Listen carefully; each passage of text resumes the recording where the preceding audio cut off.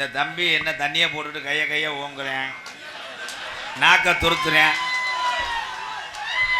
அவன் போட்ட சரக்கு அவன் பேசுகிறேன்.